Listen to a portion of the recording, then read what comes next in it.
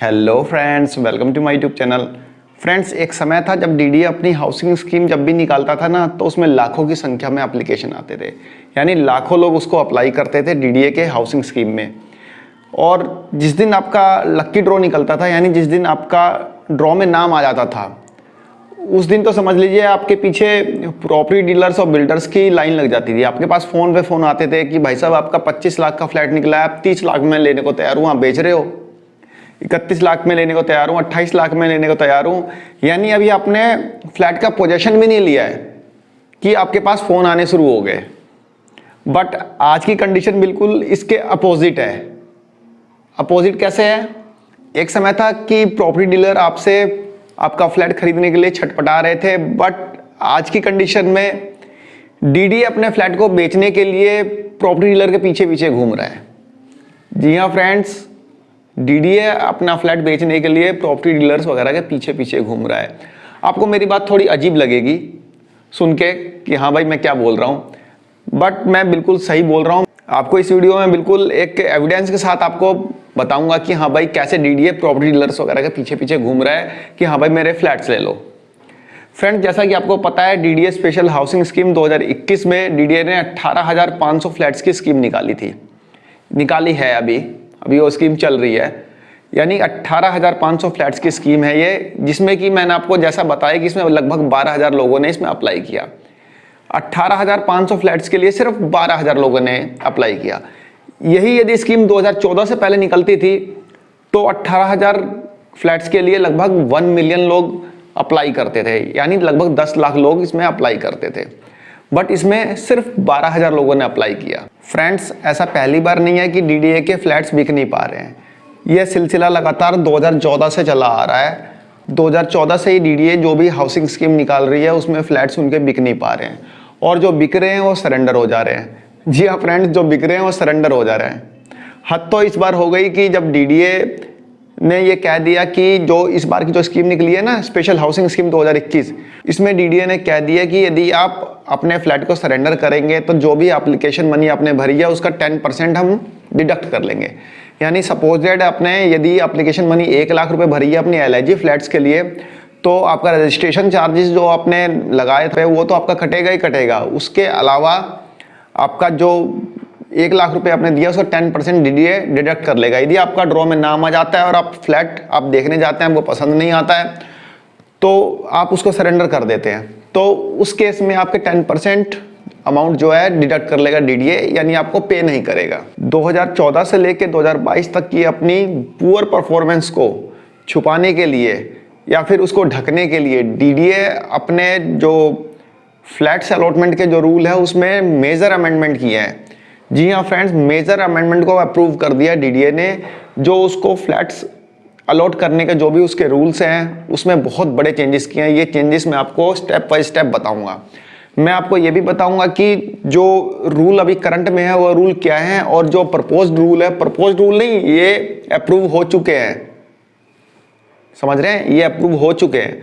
अब ये जल्दी इसको इंप्लीमेंट कर दिया जाएगा। तो मैं आपको करंट रूल भी बताऊंगा और जो रूल इन्होंने अप्रूव किया है वो भी बताऊंगा। तो साथ साथ आपको दोनों बताता रहूंगा कि आपको अच्छी तरह से क्लियर हो सके कि डीडीए ने अपने किन किन रूल्स में चेंजेस किए हैं। और आपको ये भी बताऊंगा कि डीडीए कैसे प्रॉपर्टी डीलर्स को बुला रहा है कि आओ मेरा फ्लैट खरीद लो। फ्रेंड्स, सबसे पहले हम देखते हैं पहला अमेंडमेंट। यदि आपके पास दिल्ली में अपना मकान है या अपनी जमीन है तो आप डीडीए के फ्लैट्स की स्कीम में पार्टिसिपेट नहीं कर सकते हैं। ये करंट रूल है। यानी कि यदि आपके पास दिल्ली में अपने खुद के नाम से मकान है या फिर ज़मीन है, तो आप डीडीए की किसी भी हाउसिंग स्कीम में आप पार्टिसिपेट नहीं कर सकते या फॉर्म नहीं भर सकते। इस रूल को डीडीए ने चेंज कर दिया है। चेंज करके डीडीए ने जो अमेंडमेंट को अप्रूव किया है वो है कि यदि आपके पास दिल्ली में अपना मकान है, फिर भी आप डीडीए की स्कीम में पार्टिसिपेट कर सकते हैं और अपना फ्लैट बुक करा सकते हैं डीडीए के साथ। डीडीए जब बना था तब उसका जो टारगेट था वो था कि हर परिवार को एक मकान होना ही चाहिए। बट यहाँ पे डीडीए जो है एक कॉर्पोरेट की तरह काम कर रहा है कि उसको फ़ायदा कमाना है बेसिकली। एक तो उन्होंने इतने छोटे छोटे फ्लैट बना दिए और उसकी कॉस्ट भी इतनी हाई रखी, तो भाई एक नॉर्मल बंदा क्यों खरीदेगा। तो इस तरह तो एक लोअर मिडिल, एक मिडिल और एक लोअर क्लास का बंदा तो फिर तो मकान खरीद ही नहीं पाएगा ना। जो भी मकान आएंगे वो बड़े बड़े प्रॉपर्टी डीलर्स वगैरह बुक कर लेंगे, खत्म कहानी। जब पहला इनका रूल था कि जिसके पास अपना मकान है वो नहीं खरीद सकता, तो भाई इससे गरीब लोगों को या जो मिडिल वर्ग के लोग थे, जो लोअर मिडिल के लोग थे, उनको अपना मकान मिल जाता था, डीडीए में भर देते थे, उनको मिल जाता था। बट अब तो जितने मर्जी लोग भरो, आपके पास 10 मकान है, भरते रहो आप, ठीक है ना। इस तरह से ये तो कॉर्पोरेट कंपनी की तरह काम कर रहा है ना, किसी भी तरह से एक आम पब्लिक को फायदा नहीं पहुंचा रहा डीडीए यहाँ पर। चलिए जो भी है, हम तो रूल के बारे में बात करेंगे। इसका जो दूसरा अमेंडमेंट है वो यही है कि डीडीए में एक रूल है कि डीडीए के फ्लैट्स जो हैं किसी भी गवर्नमेंट को नहीं दिए जाते, या सेंट्रल गवर्नमेंट हो या स्टेट गवर्नमेंट हो या फिर उनके कोई भी निगम हो, उनको डीडीए के फ्लैट्स नहीं दिए जाते हैं। ये करंट रूल है। बट इस रूल में भी डीडीए ने अमेंडमेंट कर दिया है।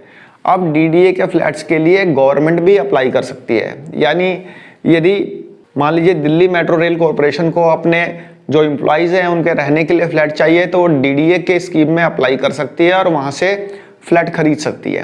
पहले ये क्या होता था कि इसमें सिर्फ इंडिविजुअल को फ्लैट मिलता था, किसी भी सरकारी या किसी भी अर्ध सरकारी किसी भी निकाय को इस फ्लैट्स के लिए अप्लाई करने की अनुमति नहीं थी। बट इसमें चेंजेस कर दिया गया है। सपोज दैट सब CISF है, मेट्रो की सिक्योरिटी के लिए CISF है, अब CISF भी इसमें अप्लाई कर सकता है, DTC भी इसमें अप्लाई कर सकती है, दिल्ली जल बोर्ड भी इसमें अप्लाई कर सकता है। यानी कि अब इसमें सरकारी निकाय भी या सरकारी ऑर्गेनाइजेशन भी इसमें अप्लाई कर सकते हैं डीडीए के फ्लैट्स के लिए। इसमें इंडिविजुअल तो करता ही था, बट इसमें गवर्नमेंट जो ऑर्गेनाइजेशन है वो भी इसमें अप्लाई कर सकते हैं डीडीए के फ्लैट्स के लिए।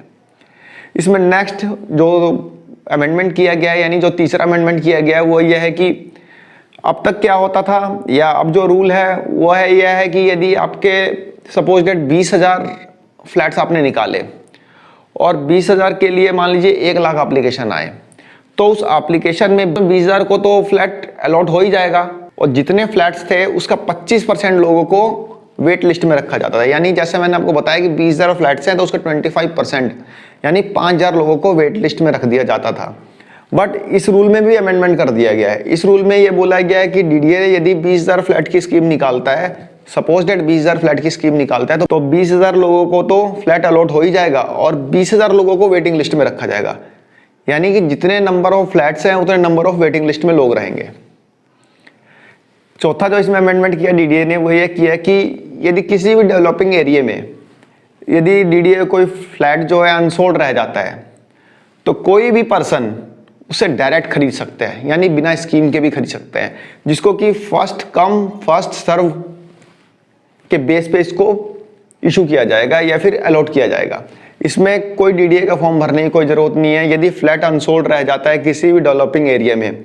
अब डेवलपिंग एरिया का क्राइटेरिया डीडीए ने क्या रखा है ये हमें नहीं पता, डीडीए ने इस बारे में बताया नहीं है। क्या वो रोहिणी को डेवलपिंग एरिया कहेगी या नरेला को डेवलपिंग एरिया कहेगी या फिर द्वारका को डेवलपिंग एरिया कहेगी या फिर जसोला को कहेगी, ये मेरे को नहीं पता। डीडीए जब बताएगा तब मैं आपको बताऊंगा। सिर्फ ये बोला है कि किसी भी डेवलपिंग एरिया में यदि कोई भी फ्लैट अनसोल्ड रह जाता है तो उसके लिए फर्स्ट कम फर्स्ट सर्व की नीति पे डीडीए काम करेगा, यानी जो सबसे पहले उसके लिए पैसा दे देगा डीडीए को, उसको दे दिया जाएगा। कोई भी किसी भी स्कीम में भरने की कोई जरूरत नहीं है, फ्लैट बचा डायरेक्ट खरीद लो। उसमें कौन खरीदेगा? बड़े बड़े बिल्डर्स खरीदेंगे, ठीक है ना, बिल्डर्स खरीदेंगे, प्रॉपर्टी डीलर्स खरीदेंगे। एक आम मिडिल वर्ग तो खरीदेगा नहीं ना, क्योंकि वो तो खरीदने के लिए पहले लोन लेगा और कहीं ना कहीं से पैसे का अरेंज करेगा। बिल्डर्स के लिए क्या दिक्कत है, प्रॉपर्टी डीलर्स के लिए क्या दिक्कत है, फटाफट फ्लैट खरीद लेंगे, उसके बाद फिर फ्लैट की कीमत बढ़ती जाएगी, आम आदमी खरीद नहीं पाएगा। तो इस तरह से डीडीए ने अपने रूल्स में जो जो अमेंडमेंट किए हैं उसको मैंने यहाँ पर डिस्क्राइब कर दिया है। एक छोटी सी इंफॉर्मेशन थी आपके लिए, आशा करता हूँ पसंद आई होगी। धन्यवाद, नमस्कार।